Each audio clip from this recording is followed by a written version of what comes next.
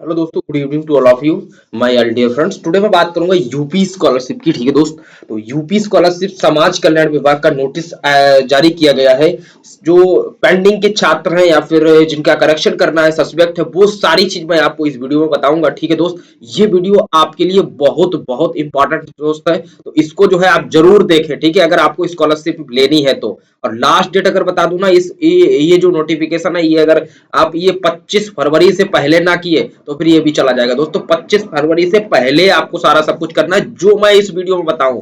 ठीक है, नोटिस क्या है मैं पूरा नोटिस पढ़ूंगा, और अगर आपको नोटिस का पीडीएफ चाहिए तो व्हाट्सएप ग्रुप का लिंक वीडियो के डिस्क्रिप्शन में दिया गया है। आप हमारे व्हाट्सएप ग्रुप पे आइएगा और वहां से आप इस नोटिस को भी डाउनलोड करके पढ़ सकते हो खुद से। और ठीक है, अगर आपका कॉलेज वर्क नहीं कर रहा है तो मैं उसके लिए बताऊंगा कि आपको अपना स्टेटस लेकर अब कहाँ जाना है, किस किस जगह जाना है। हो सकता है आपके कॉलेज में कुछ लोग ऐसे हो जो आप पर वर्क ना कर रहे हो। ठीक है, लेकिन मैं पूरी कोशिश करूंगा दोस्त कि तुम्हारा जो है स्कॉलरशिप आए। तो यहाँ पर क्या देखो दिया गया है ये नोटिस में, समस्त कुल सचिव देखो, ये सब पढ़ लेना। ठीक है, लेकिन मैं यहाँ विषय की बात करता हूँ। शैक्षिक सत्र 2024-25 में अनुसूचित जाति एवं सामान्य वर्ग दसमोत्तर छात्रवृत्ति एवं शुल्क प्रतिपूर्ति कक्षा 11-12 एवं अन्य दसमोत्तर, ऐसा नहीं केवल एक ही क्लास के लिए। ठीक है, कक्षा 11-12 या अन्य दसमोत्तर कक्षाओं का अध्ययन संदेह स्पष्ट की श्रेणी में आने वाले छात्र छात्राओं का परीक्षा पूर्वांत शुद्ध डाटा सुसंगत साक्ष्यों सहित निर्धारित तिथि का उपलब्ध कराने के संबंध में, यानी कि आपका सस्पेक्ट है या फिर पेंडिंग है या फिर किसी और भी प्रकार की कोई समस्या है, वो सारे डाटा को सही कराने के संबंध में। ठीक है, ये कहां से नोटिस जारी है? समाज कल्याण को। समाज कब जारी हुआ है? 21/2/2025 को। ठीक है दोस्त, तो इस नोटिस को पूरा पढ़ें और ध्यान से इस पर काम करें। देखो इन्होंने इसमें क्या बोला है, पहला पॉइंट हम लोग देख लेते हैं। इन्होंने बोला है कि दसमोत्तर छात्रवृत्ति एवं शुल्क प्रतिपूर्ति नियमावली में विविध व्यवस्थानुसार ऐसे छात्र जिनका वार्षिक परीक्षाफल सेमेस्टर का परीक्षाफल ना आने की दशा में, हो सकता है ऐसा हुआ होगा, रिजल्ट नॉट डिक्लेयर लिख दिया था, विकल्प चुनते हुए आवेदन किया गया है। यदि उनको यदि उनके द्वारा आवेदन में संशोधित दिनांक में परीक्षा फल अंकित करते हुए आवेदन को संशोधित कर पूर्ण नहीं किया गया तो ऐसे समस्त आवेदनों को निरस्त कर दिया जाएगा। ठीक है दोस्त, अब क्या होगा, आपने तो उस टाइम स्कॉलरशिप का फॉर्म फिल किया होगा तो लिख दिया होगा रिजल्ट नॉट डिक्लेयर, ऐसा कुछ लिख दिया होगा। लेकिन करेक्शन के टाइम पे अगर आपने ये करेक्शन नहीं किया है तो आपका जो है ये निरस्त कर दिया जाएगा। ठीक है, करेक्शन के टाइम, करेक्शन की डेट क्या थी कि जो 5 फरवरी से लेकर 10 फरवरी के बीच में अगर नहीं किया, कॉलेज से 13 को नहीं फॉरवर्ड करवाया तो आपका निरस्त कर दिया जाएगा, किसी प्रकार का कोई करेक्शन हो।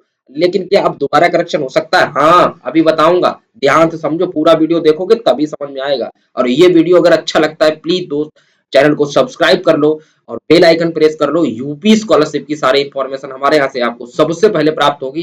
सेकंड पॉइंट क्या है हमारा?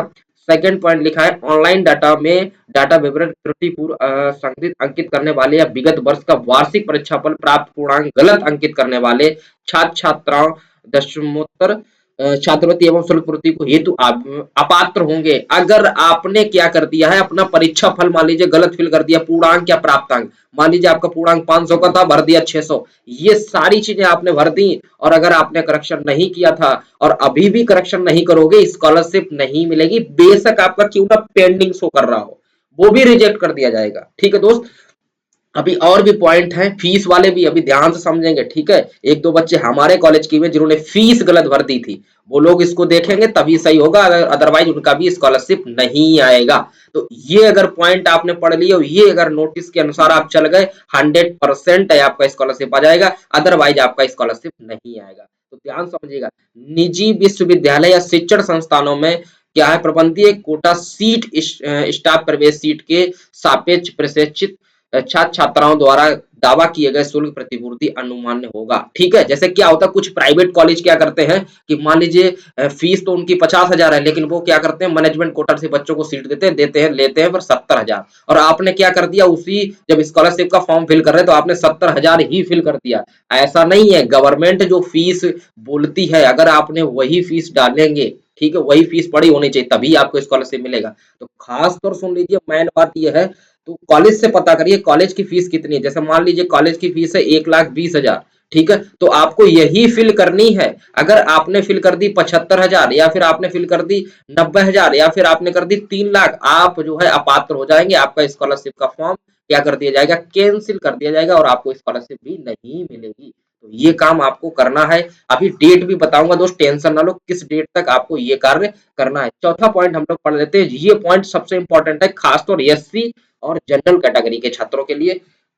इसमें क्या बोला गया है, इसमें सबसे इंपॉर्टेंट जो बात कही गई है ना, सबसे इंपॉर्टेंट जो बात है वो मैं ये बताऊंगा, संस्था को प्रशिक्षित संदिग्ध सूची में यदि कोई छात्र ऐसा है जिसके संदेह का निवारण छात्र द्वारा उपलब्ध कराए गए अभिलेखीय समस्याओं में संभव होता है, यदि संस्था के समक्ष क्या है प्रतिभाधिकारी शासन द्वारा निर्गत सामान्य वर्ग एवं अनुसूचित जाति, देख लो ध्यान से सुन लो, हमने पहले ही आपको दोस्त बताया है कि सामान्य वर्ग और अनुसूचित यानी कि जो जनरल कैटेगरी के छात्र हैं और एससी कैटेगरी के जो छात्र हैं उनके लिए ये इंपॉर्टेंट नोटिस है। ठीक है, जाति से संबंधित छात्रवृत्ति नियम बलों में निहित क्या प्राविधानों के अंतर्गत छात्र के समस्त अभिलेखों को प्रमाणित करते हुए अपनी स्पष्ट क्या है आख्या कार्यालय में प्राप्त कराते हैं, तो ऐसे छात्रों के आवेदन पर निर्णय लिए जाने हेतु प्रस्ताव जिला दशमोत्तर छात्रवृत्ति एवं शुल्क प्रतिपूर्ति क्या कर दिया है, स्वीकृति समिति के समक्ष प्रस्तुत किया जाएगा। संस्था के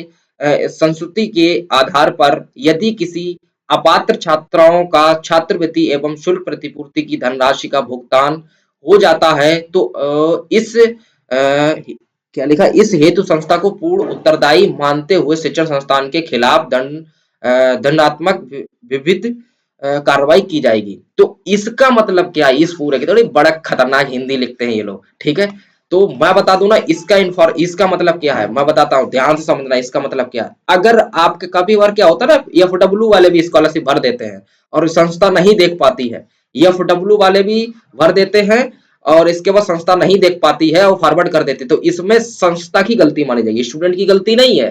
ठीक है, क्योंकि उसकी क्या, उसने फिल कर दिया, तुमने फॉरवर्ड कर दिया, भाई तुम फंसोगे।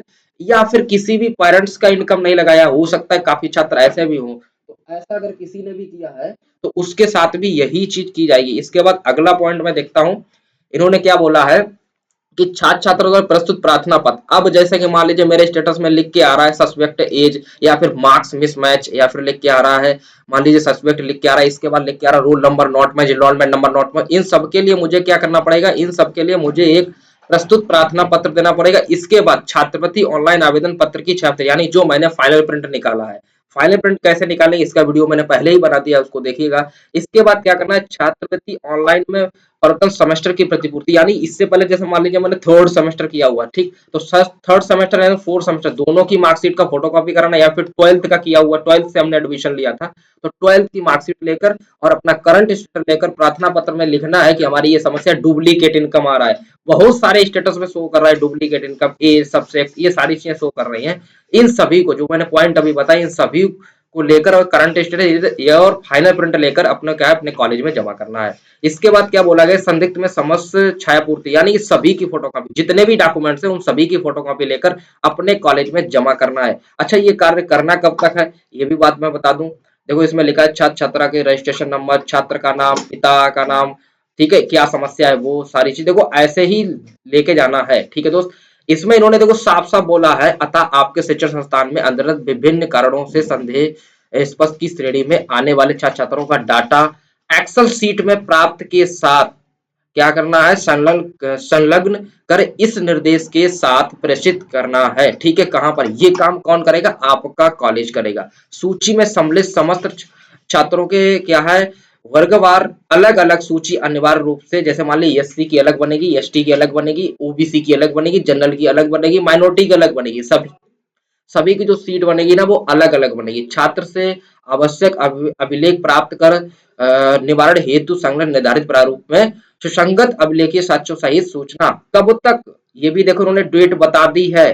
देखो साफ साफ लिखा है दिनांक 25 फरवरी 2025 तक प्रत्येक दशा में कार्यालय को उपलब्ध कराना सुनिश्चित करें। यदि किसी संस्था द्वारा निर्धारित तिथि तक छात्र के संदेह स्पष्टता के निवारण की यानी कि जो करंट स्टेटस है या फिर आपका गलत है एरर वाला, जितने भी जो गलतियां हैं, अगर आपके कॉलेज ने इसको 25 फरवरी तक नहीं को वहां पर विकास भवन में पहुंचाया, उपलब्ध नहीं कराया, तो ऐसे समस्त छात्र छात्राओं का आवेदन क्या कर दिया जाएगा, निरस्त कर दिया जाएगा। अब निरस्त होना स्टार्ट होगा, इसलिए आपको एक लास्ट मौका दिया गया दोस्त, एक लास्ट मौका दिया गया 25 फरवरी 2025। अगर आप इससे पहले ये नहीं करते हैं तो आपका फॉर्म रिजेक्ट कर दिया जाएगा। इसके जिम्मेदार स्वयं छात्र और संस्था होगी, ठीक है। तो इसलिए अगर हो सकता है आपका कॉलेज ना सुन रहा हो तो क्या करिएगा, तो इसके लिए क्या करो, तुम तुरंत अपना जो है लेके विकास भवन चले जाओ, विकास भवन से भी करा सकते हो, ठीक है दोस्त।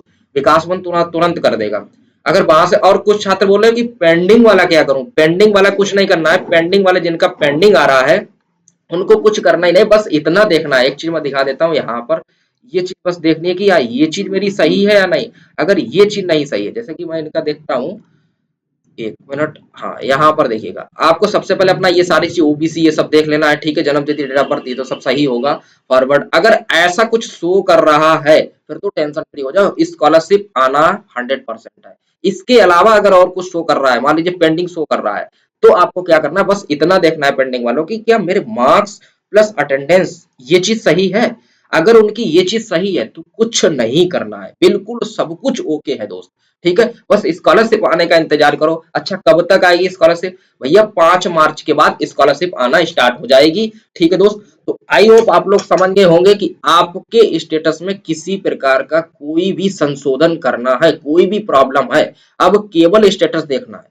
केवल क्या देखना है, स्टेटस देखना है। समस्या है, कुछ भी है, तुरंत चले जाओ अपने कॉलेज में। कॉलेज नहीं कर रहा तो विकास भवन में। लास्ट डेट बात कर दूं तो लास्ट डेट मैं तुमको बता दिया हूं 25 फरवरी। और दोस्त अगर ये इन्फॉर्मेशन अच्छी लगी है, वीडियो अच्छा लगा है, प्लीज लाइक कर दो, सब्सक्राइब कर लो चैनल को। मिलते हैं नेक्स्ट वीडियो में। Thank you for watching.